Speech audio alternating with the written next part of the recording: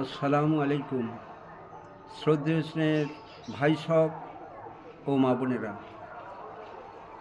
আমাদের এখানে ভিডিওর মূল জিনিস হলেই যে আল্লাহ পাক সুবহানাহু ওয়া তাআলা কেমন সুকদর দৃষ্টি সম্পন্ন।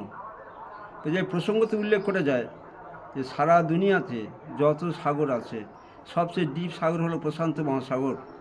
বলে ওই প্রশান্ত মহাসাগরের তলায় যদি কালো পাহাড় থাকে আর সেই কালো পাহাড়ে যদি কালো পিপীলিকা চলে, তা আল্লাহ পাক সুবহানাহু ওয়া তাআলা এত সূক্ষ্ম দৃষ্টিসম্পন্ন সেই পিপীলিকাকে দেখতে পান এবং তার পায়ের চলার শব্দ শুনতে পান। শুধু তাই নয়, সে পিপীলিকার কী প্রয়োজন, যদি তার পিপাসার পানির প্রয়োজন হয় তা আল্লাহ পাক সুবহানাহু ওয়া তাআলা তার পানির পিপাসা মিটিয়ে দেন। যদি তার খাদ্যের প্রয়োজন হয় তা আল্লাহ পাক সুবহানাহু ওয়া তাআলা তার খাদ্যের প্রয়োজন মিটিয়ে দেয়।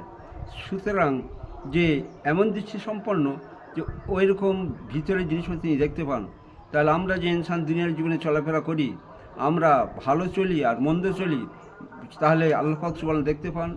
আমরা ভালো কথা বলি বা মন্দ কথা বলি, তাও তিনি শুনতে পান।